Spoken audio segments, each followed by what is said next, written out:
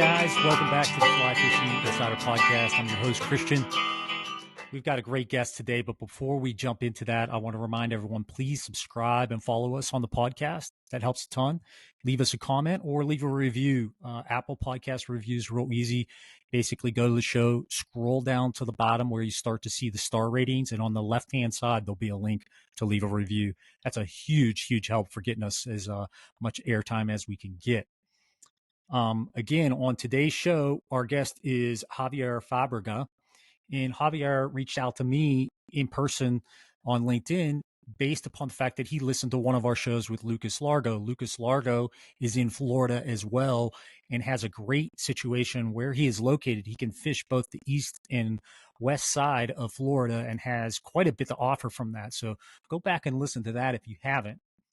Another thing for you to do real quick to follow up on is check out our YouTube channel and go to our blog. Our blog is www.ffipodcast.com. We'd love to have you in there checking out all the new articles on everything you can imagine as well. So, Javier, welcome back to the show, I should say, as we've been chit-chatting, and we've tried this a couple times, but had some tech issues. But that's okay, man. We're going to get rolling on this. You started a community effort called Marsh Mission. We're going to talk about Marsh Mission today, and then we're going to also... Marsh Sessions. That's right. Marsh Sessions today. And then we're going to go from Marsh Sessions into some of the fishing that's available in Florida that we oftentimes, I think, pass up and don't realize how good it is. We're going to stop on that and then go to our final tip for the day. And the final tip for the day is, how do I start one of these kind of community organizations of my own if I wanted to do that? So thanks again for coming on the show, man. It's really been great getting to know you through LinkedIn and whatnot and talking in person. So how are things going for you? Yeah, super stoked. Thanks for having me, Christian. Yeah, things are well. We're kind of actually just today we have another community event that we'll be heading down to St. Augustine to Dog Rose Brewery. So what we've been doing, myself along with Justin Anderson from Historic Coast Outfitters, being that he guides and fishes mostly down in St. Johns County, which is St. Augustine, Florida, and I'm up here in Duval County and Jacksonville Beach. Every 2 months we alternate, so we do one event down there, one event up here, and usually they're in and around whether it's usually we've been doing breweries lately, actually, which is kind of nice. Go there, there's not much to do on Mondays, right? So it's like you can show up, have a couple beers, learn how to fly a tie, network, meet new people, learn how to fly fish, learn how to spin fish as well. Like it's really not just about fly fishing, although I would say we 90% do fly fish, but there is another 10% that does both, right? Or just does conventional. So no worries, right? It doesn't matter. Just come out and have a good time. Yeah, that's awesome, man. And I think those kind of events, like you said, where you learn how to fly tie and you're just getting together as a community, they're probably one of the most valuable as a personal educational tool, right? You can go sit in an event and you get what I call like teasers, right? You get enough information to be dangerous to go out and do your own research, right? And he's like, oh, I heard something. Oh, I'm going to go search podcasts, see if I can find a podcast on it. I'm going to go find a couple articles on that, et cetera, et cetera. But they're just great events because they're people that are, they're willing to share, et cetera. And that's the other thing is you might run into someone and he's going, oh, no, dude, just come out with me for a day. I'll show you the whole way to go about that, and you go out for 100%. A day and it's awesomeness. So, and if you think about it, all of us were there at one point. All of us were like, what the hell is this fly rod? What is this line? What does this do? Like, how do I tie a knot? How do I tie a leader? Like, we didn't know anything, right? So it's like, so I had a lot of people, luckily here in Jacksonville, that the old black fly outfitter, man, I would hang in there like a 15-year-old at a surf shop. Like, the chance I got, man, I was in there picking brains, networking, meeting new people. And for me, I think with Marsh Sessions, that's like at least one little bit that I can do to kind of give back to those that, are new to it, are interested, may think they're interested. Who knows, right? Just come on, have a good time. Yeah. So you're an angler. You've got a tech background, et cetera. How did you, what drove you to make that kind of transition of like, well, not transition, but that connection of like, you know what, I think I want to start doing some community events and really bringing people together. No, that's good. That's a great question. So so much like you, right? I one of the things that I quickly found out that you and I had in common is that we both have tech backgrounds, right? So I've been working in tech. It'll be 20 years now in May that I've been in the tech space, both here Silicon Valley, Europe, Asia, just kind of globetrotting as a sales engineer, solutions consultant, et cetera, and now leading teams of those folks. But ultimately, I think growing up, I always liked photography. I think like we were speaking earlier, right? Like one of my favorite things to do is actually go fish New York City, right? Stripers, bluefish, and then go into the city. And, working in tech, I spent many years going to New York City on, monthly, every other month or whatever. And one of the things that I've always been interested in is New York City street photography, right? Okay. And then so with that, I realized I had a lot of sort of, call it candid content, if you will, everything that wasn't a fish pic. And I just kind of always have gravitated to like sort of documenting what happens pre and post fish, right? There's nothing wrong with fish pics, don't get me wrong, but it's like there's too many of them. I thought I was like, so well, maybe I'll just start a fly fishing, wing shooting Instagram where I can share everything but fish pics. Yeah. And then for many years, I noodled on this. I'd be on a plane, I would be at a Delta Sky Club in said airport around the world, noodling on this idea, and I'm like, no one's going to want to see that crap, like they just want to see fish, right, and action and whatnot. And then next thing you know, it's like here we are, and I like we were talking earlier, I think I have 2,100 and change followers now, and I never thought that we'd have 100. Right? Yeah, exactly. Isn't that wild, huh? It's super wild. I love to take photos as well, obviously, and I think what I find about the candid photos that's really nice is, you catch a fish and you want to get the pic, right? The fish pic, right? And you're limited. I'm not a great photographer. I need some time. And with the fish pics, it's like you got to be on it. Yeah. Because you can only hold the fish for so long. You can only, it's like the fish is moving. Like there's a lot of elements going into play to get a really high quality fish pic. But to go get some of those really cool candid pics is sometimes a little easier. But the other thing that I like about candid pics is you catch fish like 1% of the time that you're fishing. Right. Right. Yeah. But you are fishing and active with your friends and getting all those amazing experiences that other 99% of the time. And if you skip over all of that, it's like you're missing a lot, you know? Yeah. Because there's so much to it, and I mean, but it's like everything. It's like for us, for example, we do a yearly trip to Louisiana. And usually we always meet at Marsh. Everybody, I think a lot of the folks that will listen to this hopefully know of Jimmy Quinones, aka Marsh on Instagram. And he lives right next to the airport, and he actually lives on like 2 acres, has a beautiful property. He's got horses, he's got a mini horse, all sorts of stuff. Anyhow, so we park at his house at like 2:30 in the morning, and from that point on, you haven't slept or you slept a couple hours, and now we gotta head to the airport, get to Louisiana, rent the van, drive 2 hours, do everything you need to do to get to where you're going. And at that point, that's my favorite part. Like, okay, we got the Jimmy's, get the camera out, right? No one's safe, kind of like idea, so ultimately it's just basically having fun with it, Yeah, a lot of that is like building the stoke for the fishing, right? Exactly. Right. Like I fished with a good buddy of mine. His name's Aaron Smith. He goes by Mr. Werbs on Instagram. And I'll tell you, man, I've had some of the best drives with that guy. We just talk about the silliest stuff and that's right. have a great time. And we listen to this. It's another podcast. It's really funny. It's like these faux dating scenarios. And it seems totally fake. It's gotta be, but it's like the date didn't go right, but they actually called the date to try and convince for another date. It's like a radio show, but it's like hilarious, man. It's like, it's gotta be so fake, but it's gotta be so hilarious. And I would never listen to that probably with anybody else, but with him, the two of us just sit in the car and cry, laughing. So it's awesome, man. It's awesome. Yeah. And then of course, the after fishing, I think, is another one. Like you said, I can remember being down in Louisiana myself. We go down with Miles LaRose, which is Skiff Supply. And dude, he's awesome down there. And what he does for us is he cooks a boil for us at the end of one of the nights, and we do a boil. We play cornhole and stuff like that. And some of those pictures are just awesome. Awesome memories.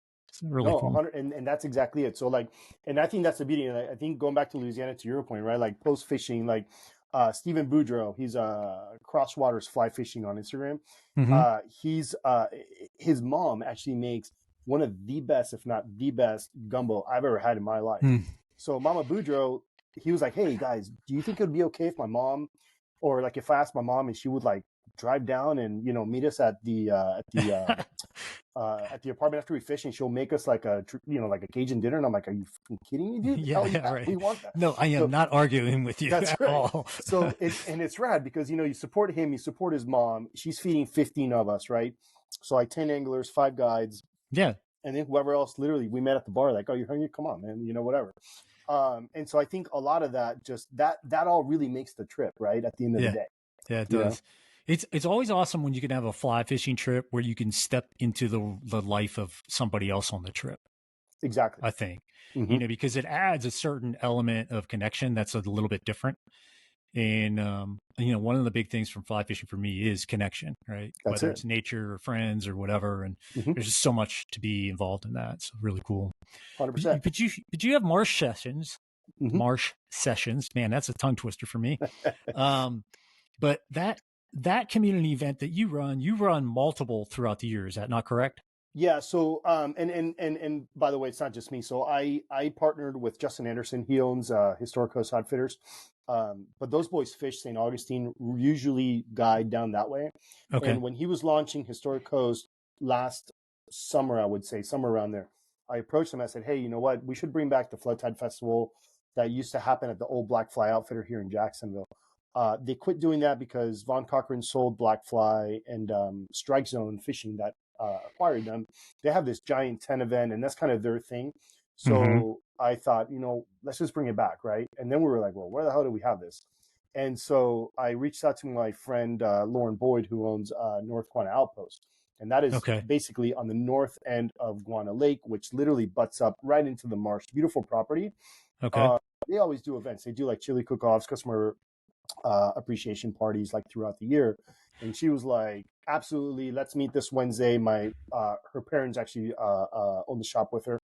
And we went on a Wednesday, left with a plan, a date, and yeah, we just did it. So basically, it was she in that shop, she has all the big brands that you would, find in any of the fly shop as well, even though they're not a fly shop, they're more of a paddle shop. But they do have a little corner where you can find like flies and, leader material and that kind of stuff. But they do rep like live paddle boards, boat paddle boards, your free fly, your Marsh wares, your Bajíos, your Costas, etc. Yeah. Okay. So I'm like, okay, if you work with your vendors in your shop, then Justin and I will smile and dial and kind of bridge whatever else you don't rep in your shop. We'll hopefully bring to the event. And we didn't know what to expect. We were like, look, man, if we have like 10 vendors and 100 people show up, we're going to be super stoked. Next thing we knew, we had 47 vendors and something like 450 people walk through that door throughout the day. Nice. We had music. We had Hunter Levine doing live Captain's Collective podcast there. Skinny Water Culture came in, KO Boatworks, Thompson Boatworks. It was awesome, man. Like, it was just such a great event. And so with that, I partnered with a local brewery here called Ink Factory Brewing. So they provided all the beer for the event. And then they approached me a few months ago, and they're like, hey, why don't we make beer? And I'm like, I don't even know how to make beer, but hey, you make the beer, I'll smile and dial and see what I can come. I'll help you create the logo. Yeah. And then and they're like, hey, can Off the Grid John do the beer design? So it's going to be canned, and it's unbelievable what John just came up with. That's cool. I would love to share it, but I can't just yet. Yeah, no. We want the surprise, man. Yeah. It's going to be really badass. And then so right now we have, I was just doing some math before we got on here.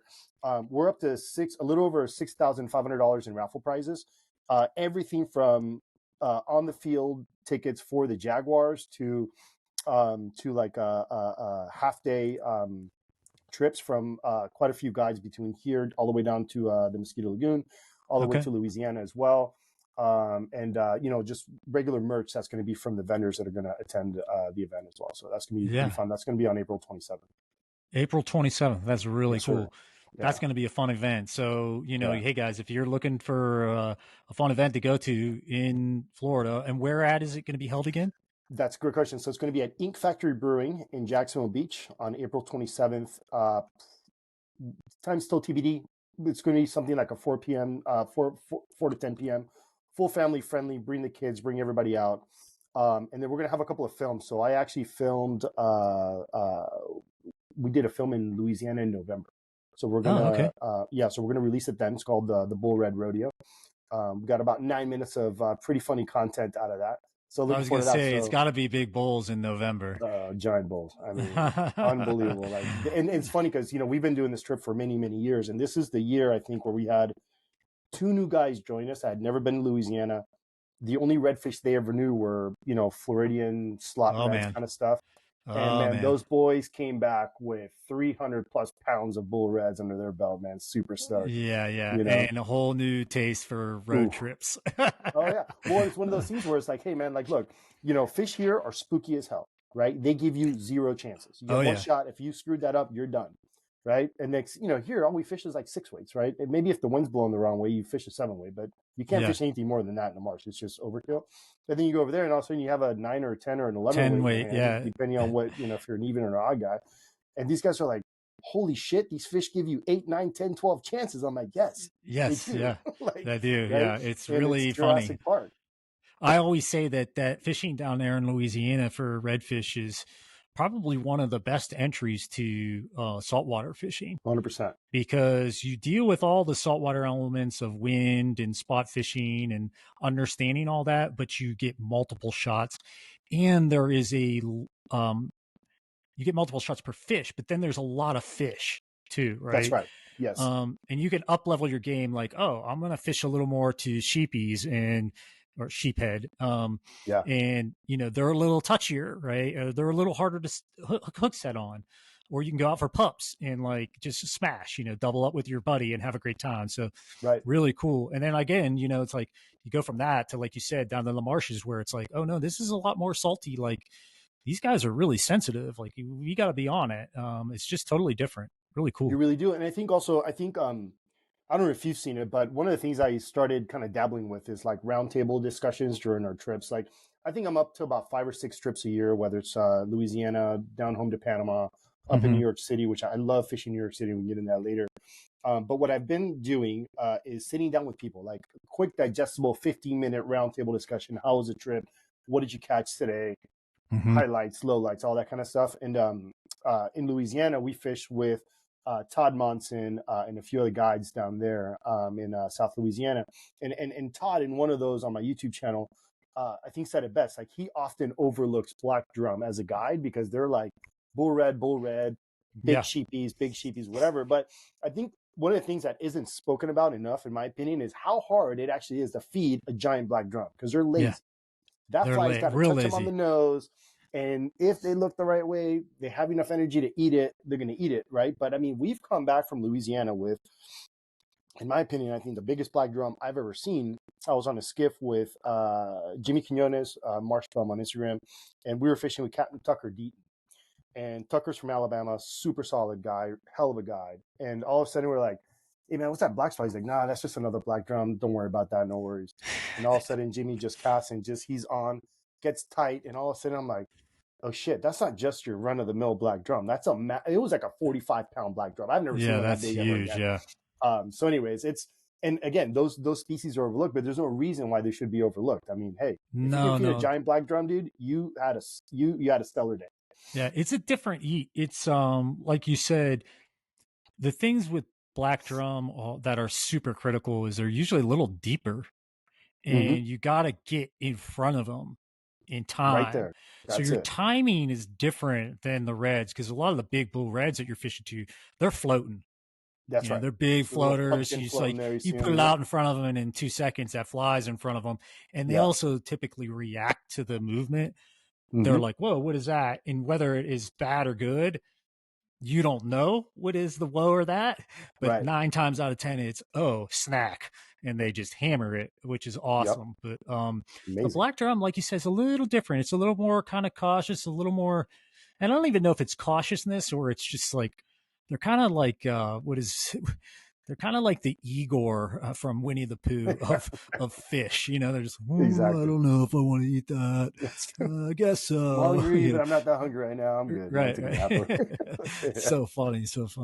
Well, let's do this. Let's jump into a little bit about what Florida has to offer. And my surprise was always, my first big trip down there, I was just blown away. Like, wait a minute. I had been to Belize in Mexico and was like, this is just like Belize in Mexico. Yeah, there's more people, but the quality of fishing is super high. And then the guy who took me out was like way into peacock bass and fishing canals and behind Right.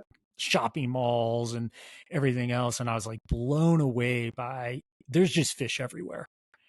There really And is, and yeah, and there's such a variety of species here as well, right? Like, I mean, like for us here, like in Northeast Florida, like nothing, in my opinion, like the best and most elegant way to chase a redfish is in the grass flat on a flood tide, particularly an evening flood. You just can't beat that, right? I mean, it's unbelievable. Like it. I know that this has been said over and over and over again, but like the first time I saw tailing redfish, it was like game over for me. I was like, this is all I wanted to do, right? yeah, It could be, and I mean, like I've been surfing for close to 40 years now, 38, 39 years or something. And, it could be like head high barreling out there. And I'm like, that or a flood tide, I think I'm going to go flood tide fishing. oh wow, yep, Yeah. yep. But here it's that it's, you have your flood tides, from Charleston all the way down to St. Augustine, Palm Coast area. Right. And then in the wintertime, we have, the low tide fishing here is unbelievable as well. You see them backs out of the water, just, looking for just cruising and honey. mudding and everything else. Yeah, it's so wild to see. Yep. And then you can do things like, for example, going back to the episode with Lucas, right? You can go fish grass flats over in like, the Nature Coast, right? Which is a totally different ball game. Or, for example, you can go to the Panhandle and pick out giant bull reds out of the surf, right? Or just run the beach, right? You can pull the beach over there. Or, then you get the more, I would say, like, what Florida is most known for, right? You go down to the Keys, and fish with all those boys down there and just chase giant tarpon, migrating tarpon, resident tarpon in the glades. Yeah. Right. Yeah. But I think one thing that absolutely gets 100% overlooked in my book is the tarpon fishery we have here in Jacksonville.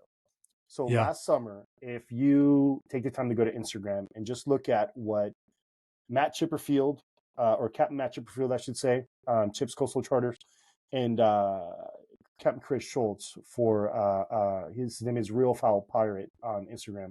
He has Fish Jacks Charters. The amount of giant tarpon those boys took or got to the boat all summer long was unbelievable. I mean, massive 100-pound plus tarpon. Granted, you're not catching them on fly rods here because the water's dirty. So it's all basically like popping cork type of setup on a conventional rod, but it doesn't matter. You're gonna have a 120-pound animal, and you're into that and enjoy the ride. And are they topwater fishing them with the corks, the popping? Oh yeah, poppers. Nice. Yeah. And I mean, it's insane though. But it's like I feel like last summer for me was like absolutely like this is insane. Like there's no reason why more people shouldn't want to come here and chase tarpon. Yeah, right off the beach. Yeah, the tarpon's pretty amazing. I can remember being down in Miami in the bay fishing, and I was targeting tarpon. Hang on one second. We got the dogs going crazy here. So I was fishing down in Miami and in the bay, and guys like, oh yeah, that's the house that was on the movie so and so, and I'm like, yeah, and and he's trying to describe it. I don't think he knew the name. He's like, the one with the gun, like say hello to my little friend, and I'm like, oh yeah. And here I am like tossing to like 100-pound tarpon, going like, oh my god, how cool is this? And then there's city in your backlight. You're just there is. This is nuts, and then next thing you know, we're fishing lemon sharks. We're seeing permit. We're seeing bonefish. Tarpon, like you're just like, wait a minute here. And he's like, oh yeah. He's like, if we do get a tarpon, you got to be real careful. The hammerheads will just crush them. And you're like, what? Like we're in Florida. Is this real? That's it was really kind of surreal for me, that all of that was just there readily available. And I did some night fishing out there for some tarpon, and it was incredible. I mean, it was just like the accessibility to it was quite amazing. I was really, really impressed. And the quality. I mean, of course, I had always heard of other people going and, oh, you got to do this. My buddies he's had a place in Belize, James Johnson. They used to have the blue bonefish, and he always used to say, "Yeah, I saw my buddy up in Florida, and they're like, let's go, get this." And he's like, "No, dude." He's like, "I want to go get bonefish. You guys got like huge bonefish here. Right. Like, I want to go do that." He's like, "Oh, you got to do the spinner shark thing." He's like, "Oh, it's awesome. The spinner shark on the fly are crazy." So it's just like, how many species can you go after? And then that's true. You go, wait, there's all this freshwater stuff. So tell us a little bit about the freshwater stuff that you guys have available. Yeah, so the freshwater stuff, I don't do a lot of it, as much as I probably should. But like it's something like largemouth bass or smallmouth bass. Those are always fun too, right? And like you drive anywhere around here, man, anywhere in like the city of Jacksonville, which is funny enough like the largest city in area in the United States, and there's people fishing in ponds all over the place, right? So you got that, but then I think you've caught them before, like snakeheads and stuff as well. Yeah. Peacocks down South Florida. I grew up fishing peacock bass down in Panama growing up. I mean, pound for pound, you can't beat that. Like peacock bass on a 6-weight is hard to beat, right? Yeah, it is really hard to beat. Yeah, and then I think one of the things we were talking about as well was the going to the springs, man. The Florida springs up here in North Florida are unbelievable. I mean, crystal clear water. And if you snorkel, you're gonna see giant, pretty big, good sized mullet. Have you ever caught a mullet? I have not. No. They are fun. Believe it or not, mullet on fly is actually pretty damn fun. Yeah. When you get lucky, and it's like bycatch, right? Like you're not targeting. Yeah, exactly. But there's huge mullet there. There's largemouth, smallmouth. So anyways, in Florida, like you can entertain yourself fishing multiple different ways. Yeah, it is really cool how you can go about it. And in the locations, I just can't get over the locations, you can go to amazing, beautiful places in Florida and fish and get out in the Everglades and like not see anyone. And it's super wild. But then the urban fishing is amazing. Right. Like I remember being down there in, we were like, my buddy's like, "Hey, you want to go just catch a few fish this morning before the airport?" And I'm like, "Yeah, sure. Figure we're going to drive somewhere on the way." And he's like, "Oh no, we're just going to go down behind the mall." And I'm like, "What?" He's like, "Yeah, there's just a little strip mall down here and there's a couple lagoons behind it." And, that's where it's like, I picked up my first snakehead and I was like, "Oh my God, this is insane." Like it's all spot fishing, you're looking for cruisers and things like that. Super, super fun. Yeah, it's like and that's having a Java juice and catching a snakehead. There's nothing like it, I'll tell you, on 90-degree humidity. Yeah, right. So very cool, very cool. So you guys got a couple events. Yep. You have this April event, and then you have another one after that in more in the summer. Yeah, so we're gonna we don't know what we're doing this summer just yet. There is a couple of breweries that are like, yeah, please come. Like, we'd love to have like any kind of anglers here that because it's like groups that they never have, right? So we're gonna continue doing those every other month. So the next one, the ones tonight at Dog Rose Brewing. The next one will be the next event will be the Marsh Sessions Lager Beer Release Party in April 27th, and then we'll do something else. We'll do a few in the summer, but in the fall is when we do the actual big Marsh Fest, right? That'll have 45 plus vendors. That'll have hopefully over 400 people. I mean, we had 450 people walk through the door last October 6th. That was absolutely insane, like just wild. And it kind of exceeded all our expectations, to tell you the truth. And I mean, we raised almost $4,000 for conservation. Luckily, we were able to split that 2 ways into 2 different organizations. Yeah. And so, yeah, man, it's really all about, look, man, if you can build community, if you can find a way to fundraise, right, to ultimately protect the places that we love to play in, because I mean, it's up to us, right? No one's coming to help you to save a marsh, right? It's up to do it. It's like the boys here. Unfortunately, I was knee deep in baseball last weekend, but Historic Coast, Calford Conservation, a few other folks here did a marsh cleanup the other day, and they just spent a few hours out there, cleaning it up, and it's unbelievable the type of shit that they put out of the marsh between cans and bottles. I could only imagine it because the population's so high and everything else. I mean, we have a fantastic outfit here in Utah called Fish for Garbage. And I mean, it's unbelievable. We'll go down to a local river. I mean, we're talking this is a Utah river. It's a creek in most eastern states, right? Okay. And, we'll fill 2, 3, sometimes 4 huge, dumpsters full of garbage. Full of garbage. I mean, they'll have 450 people show up. They give you the little garbage grabbers in a bag. Yeah. and you Awesome. walk around with your buddy and just ching, ching, ching, ching, ching. And it's amazing what you can find and pick up and how much better it looks just in a day. And then to see the stuff like we pull, old furniture out of the river and tires and, Yeah. all kinds of crazy stuff. And then same thing. We have like an event where we do giveaways and we raffle and we raise money, and it's just a fantastic event. So I'm really stoked to see that you guys are doing that too. If someone wants to participate, yeah, is there a Marsh Sessions website, or is there another place to go? What's the best location for someone to go?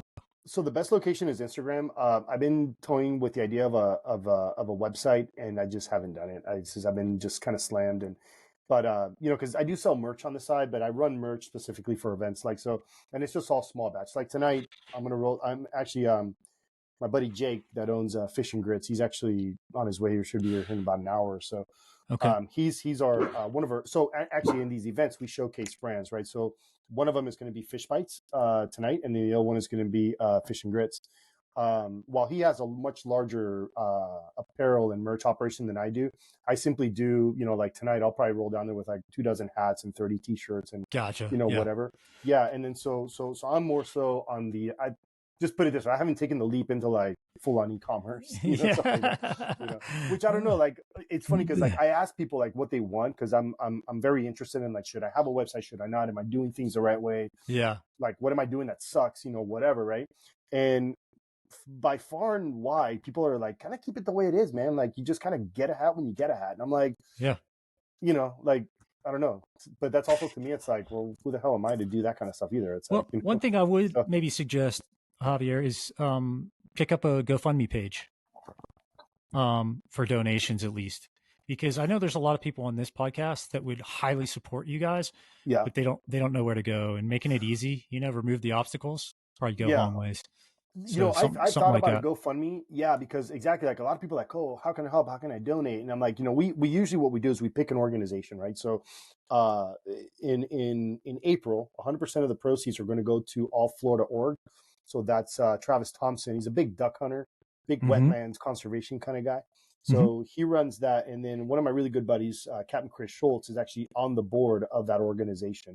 So we, he said, hey man, if you guys want to come up, we'd be more than happy to donate 100% of the proceeds to you guys. So we kind of picked but your idea of the GoFundMe is something that we've talked about too. Like, once we identify the organization, we can set that out and say, hey guys, donate here and whatever. So we may do that. In all your print media, the notes from the show, et cetera. Plus, you can then go back the next year and maybe you pick another organization, or you go to vendors and you say, hey, look, this is how much we donated. It came through our GoFundMe. Right. Versus it went direct to them and you're like, I don't really have any attribution to say, hey, Sims or, Flood Tide or whatever, this is what we bring together. We'd love for you guys to participate. And then they have another well, it's interesting because a lot of companies are very willing to participate. You mentioned Flood Tide, right? I'm constantly chatting with Paul Puckett on Instagram, and he wasn't able to make it. I think he was in Belize when I invited him to come down to March Fest in October, or he was just coming back from Belize or something. He's like, hey, no worries, it's all good. But for this event, I just reached out and hey, I know you're busy, but is there any way? He's like, absolutely, man. Remind me mid-March, and I'll send you a print, right? Yep. And then so with him, I have all these really like your kind of household names in from like painters in the fly fishing world. They're gonna be sending me stuff for this event as well. That's killer. So I gotta ask, is Estrada sending you some stuff? Estrada, I have not reached out. I don't know Estrada, funny enough, but he is on the list. So every week I have like a to-do list. I'm like, okay, reach out to him. I have like a minor connection with him through social media. Eric Estrada is his name, everyone. Yeah, Eric. Yeah. And his art is like this super cool street artist, kind of art, beautiful. And he's an artist by nature. I think he's an art school teacher by trade. Is that what he does? I mean, I believe so. He's one of the few guys that I've never met. But one of the things I picked up early, like when I started fly fishing, I don't know, 2014, 2015 or whatever. It was one of those things where back home in Panama, when we fish for jungle tarpon, believe it or not, most of the time we're on like 6 and 7 weights. Sometimes you pick out like a 50-pounder out of the jungle. You're like, we should have never been on a 6-weight with that one, but whatever. Right. But then I remember when I was kind of getting to know the fly fishing world, however long ago that was now, Eric Estrada had like the 5-weight chronicles on YouTube, and I thought that was really rad because I was like, man, Oh, like cool. 5. I mean, he was fishing like ditch tarpon down in Miami with 5 weights, going up to Charleston or even around this area as well, fishing flood tides with the 5 weights. Which Yeah. I've always argued, if somebody can make a 5-weight that wasn't a spaghetti noodle and can actually get, Yeah. 60 feet of line out if you need to when it's blowing 25, and you get like a click and pawl, that's all you need for the grass here. This fish don't run that much, right? And it's just it gets a little sporty, but anyways, yeah. Eric, you got to go check out the he's on my Scott list. rods, man. I fish Scott, and Do you? they're fast rods, like they're A4s or laser beams, man. They're That's stout. awesome. Yeah. Man. I mean, there's so many nice out there. I just happen to start with Scott myself personally, and have always had very good luck with them. Awesome. But gosh, the other one that's really nice that's come around, I fished a 7-weight, is Douglas. The Douglas Sky Rod is like really, really nice rod. Sky, actually. My buddy Joel Storr, he's an artist up in New York City. He teaches at Parsons School of Design, and I love going up to New York. Not just like crash at his house for the weekend, but it's like we get to chase stripers, bluefish, take the ferry over to Pier 11, Wall Street, go dabble in Manhattan, whatever. So it's a really neat like dynamic. Like New York City to me like has two really cool scenes in my opinion. Like the fly fishing scene and then the surfing scene is really neat. But he has a Douglas Sky. I actually really like that rod. Yeah. You know what else is a really unique scene up in New York is the scuba diving. I believe it. The water's crystal clear in Montauk. Right. And it can be terrifying. The sharks can be terrifying, I guess. And I guess there's some really heavy current and things like that. So a buddy of mine was way into it at one time. And he's like, yeah, dude, people don't understand, but the scuba up there is totally ridiculous. Oh, I believe it. I mean, they have a lot of white sharks up there. We have a lot of white sharks here too. In the wintertime, but they don't want to bother anybody. Come on. We're the least of their worries. Yeah. Well, cool, man. Let's do this. Let's jump into this last tip of the day. And that's, how do I get my own community group started here? What are some of the tips that you had? You've obviously been through the ringer on that a few times. Absolutely. I think number one is find a partner that is a doer like you are, right? That actually wants to put in the time and do it. And I don't say that in a bad way by any means, but it is a lot of work. Like it is a lot of work for free, and you're getting nothing in return outside of a rad event. So I think that one, you have to be okay with that, like not getting paid for something and just, I guess like taking the lead, right? To like do that. And then at the end of the day, it's like, even when you think like, hey, I don't know that many people, like, more people than you think, or somebody that knows somebody else, and just like that domino effect, smile and dial, man. Like that's all we did. Yeah. Like between Instagram, text messages to friends in the industry and phone calls that I could make, like you like it's unbelievable the amount of support that you can get if you just smile and dial. Yeah, and I would agree. Man. I would agree. Being comfortable with not getting paid is a big one, right? Because you're likely not going to get paid. But your payment is your community, right? The people you meet and how you leverage those things. I mean, it's all networking when it comes down to it, right? Like it is. You can go to an event, you don't make a dime out of it, but geez, you just met, 40 people that are in the industry that can help you in any other way within the industry and maybe get something else going for you, in that realm, or just become great friends, That's exactly what it is, man. And so like you, I feel like I'm like a natural networker. So it's like, for me, like that's like second nature. But like what this has grown into things are, for example, things like this, like Jared owns On the Fly Outfitters up in Brunswick, Georgia. That is about an hour and 20-minute drive between here and his shop. Mm-hmm. And it's gotten to the point where like I will drive an hour and 20 up for like a fly tying night. He drives an hour and 20 down for a fly tying night, whatever. So, and like, that's okay. And it's like, you can't do it every single fly tying. Like I'm kind of knee deep in baseball right now with spring ball starting, cause I also coach my son's team. Okay. So it's like, I just do what I can when I can kind of thing, but it's like, that's what you want. And then what now we've done is now we have this really rad, community that spans from St. Augustine, Florida, literally all the way to Savannah, Georgia. Yep. Right. And it's not that far, but you know how it is, man. Like people have kids, you have a life, you have a job, and it's like you can't always be at the same event. Yeah. But if you can just make one event that you can and whatever, like it'll snowball. Yeah, and you learn a ton. The other thing is, you had mentioned too, like getting people to participate and support the cause. Yes. Did you draw up like a mission statement, and did you have a plan in regard to that when you started doing your dial into like say manufacturers and things like that? No, not at all. Okay. So when Justin, Lauren, and I planned Marsh Fest last October, we did all that in like 4 months. It was like rapid fire. We kind of shot from the hip, and we're like, and it was funny because we settled on an October 6th date, and I was very mindful of that date because around that time you have the Taylor's Ball up in Charleston, you have the Savannah Fly Invitational, you have a couple of events in and around our area as well, like fly fishing tournaments and whatnot. And then you have the rut, right? All these deer hunters like, oh man, the rut's Oh, like, yeah, my brother's a huge deer hunter. He's like, hey man, I need you to move that date. And I'm like, I can't. And that date was set because it's like I think Lauren's parents were going somewhere. Or she was going to Italy with her mom. So it's like October 6th, it is, come hell or high water, we're just gonna do it. And so we did it, and we put our heads together for 4 months. And now this year is going to be even better because this year we're going to start planning next month. So we'll have a full 6 or so 7 months to actually like take our time to do it and not have to rush through it. But yeah, man, it's just just look, if the way I see it is this: you have an opportunity that presents itself and you have to just capitalize on it. Just do it. Yeah. Send it. If worst case scenario, you're going to learn a whole lot. Yeah. Right. Yeah. And I think that's a big part of it too, is being humble enough to call people and say, hey, this is what I'm doing.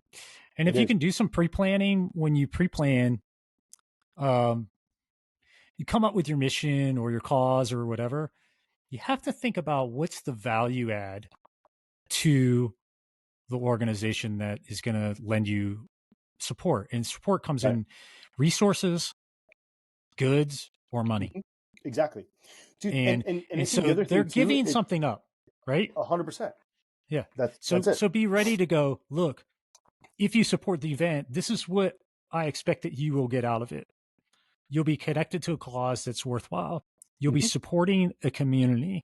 You'll be, et cetera, et cetera. And we have a sign up form. We collect all the emails and you can email those people, whatever it is. But going into it going, okay, these guys are in business. They do have money. They do have people they have to answer to. So I'm going to come up with the reasons why it's important for them so that they don't have to figure it out themselves. Exactly. And that's so huge.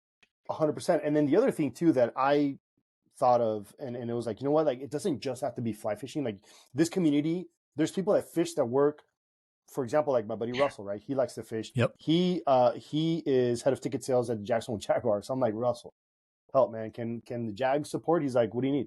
I'm like, I don't know. I'll take whatever I can get. Like, I'm not picky by any means. Yeah. He's like, how does 4 tickets and 4 on the field passes sound? I'm like, amazing, dude. Thank you. Yeah. Right. Totally. Then my neighbor that lives down the street came over the other day. Our kids play basketball and baseball together. And he's like, hey, man, what's going on with the beer event? I'm like, well, we're doing, and he's a big craft beer guy.